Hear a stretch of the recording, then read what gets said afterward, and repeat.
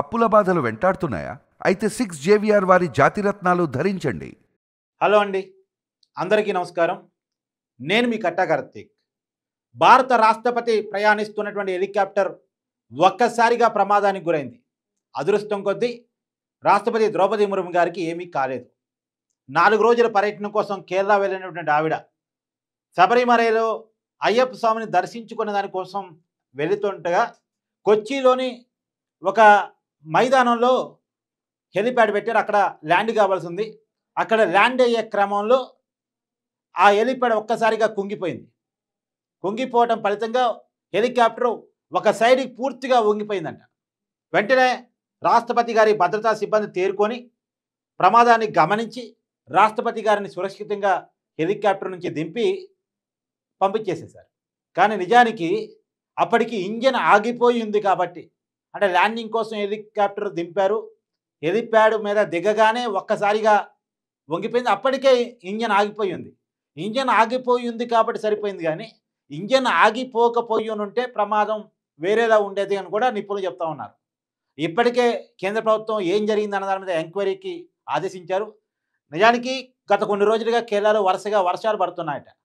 ఆ వర్షాలు పడటం కారణంగా ఈ గ్రౌండ్ మొత్తం కూడా బురదగా మారిపోయింది. అక్కడ హెలిప్యాడ్ నిర్మించారు. హెలిప్యాడ్ మీద మామూలుగా విఐపీలకు ఇచ్చేటువంటి హెలికాప్టర్ చాలా బరువు ఉంటాయి. మామూలు హెలికాప్టర్ల కంటే కూడా స్పెషల్ హెలికాప్టర్ వీటిని, ఆ స్పెషల్ హెలికాప్టర్లు ఎక్కువగా బరువు ఉంటాయి. అంత బరువు అయినటువంటి హెలికాప్టర్ ఒకసారి దిగ్గానే ఆ మైదానం, ఆ ల్యాండ్ అంతా కూడా కుంగిపోయిందంట. కుంగిపోవడం ఫలితంగా హెలికాప్టర్ ఒక సైడ్కి పూర్తిగా వంగిపోయినటువంటి పరిస్థితి. చూడండి హెలికాప్టర్ని ఏ రకంగా తీస్తున్నారు అనేటువంటి విజువల్ కూడా మనకి. ఒక పక్కకి వంగిపోయినటువంటి హెలికాప్టర్ని జాగ్రత్తగా తీస్తూ ఉన్నారు.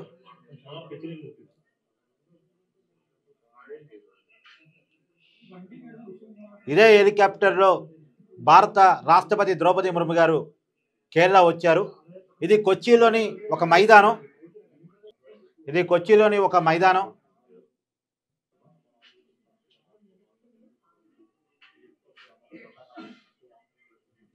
అదృష్టం కొద్దీ రాష్ట్రపతి గారికి ఎలాంటి ఇబ్బంది జరగలేదు. ఆమెను సురక్షితంగా దింపి పంపించేశారు. ఆమె శబరిమల అయ్యప్ప స్వామి దర్శనానికి వెళ్ళిపోయారు.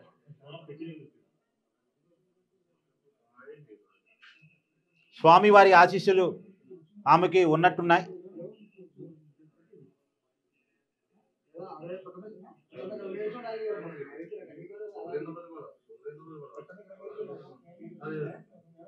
సహజంగా కూడా ఇది నాకున్న నాలెడ్జ్ మేరకు కొద్దిగా అటవీ ప్రాంతానికి దగ్గరగా ఉండే ఏరియా అనుకుంటా. ఎక్కడైతే హెలికాప్టర్ని ల్యాండ్ చేశారో ఆ ఏరియా కొంత అటవీ ప్రాంతానికి దగ్గరగా ఉంటుంది అనుకుంటా. ఈ మధ్యకాలంలో పడిన విపరీతమైన వర్షాల వల్ల అక్కడ ల్యాండ్ కుంగిపోయి ఉంటుంది. కానీ మళ్ళీ ల్యాండ్ కెపాసిటీ ఏంటి, పరిస్థితి ఏంటి, గ్రౌండ్ రియాలిటీ ఏంటో తెలియకుండా ఎలా ల్యాండింగ్కి అవకాశం ఇచ్చారనేది అర్థం కావట్లేదు.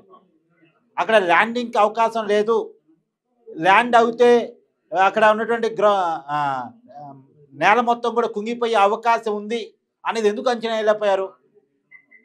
ఎందుకు ల్యాండింగ్కి సిగ్నల్ ఇచ్చారు?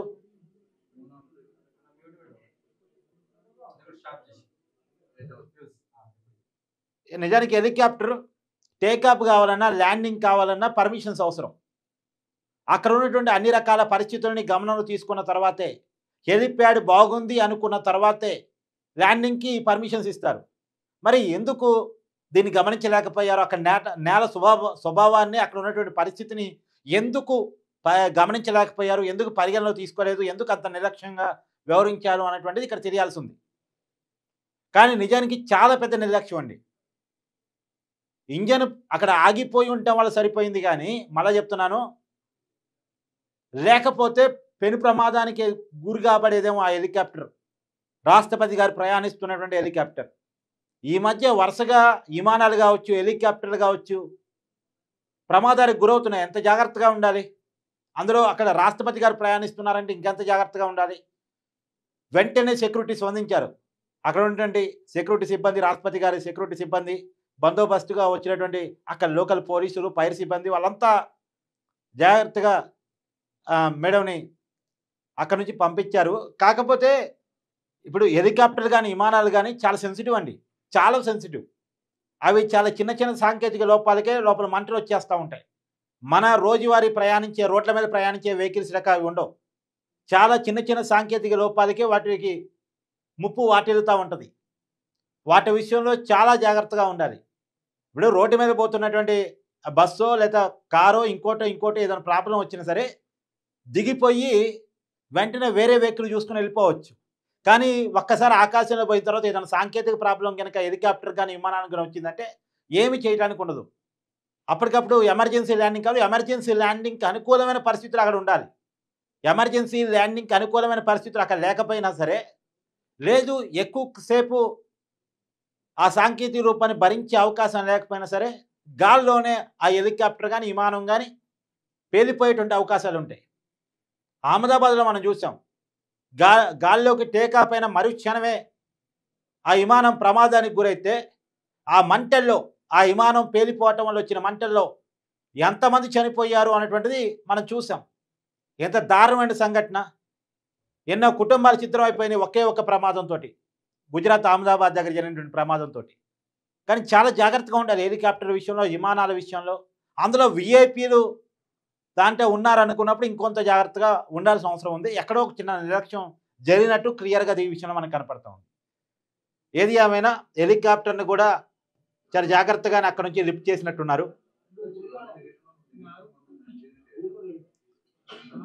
ఇప్పుడు ఈ సంఘటన మీద ఎంక్వైరీ జరుగుతూ ఉంది. Thank you.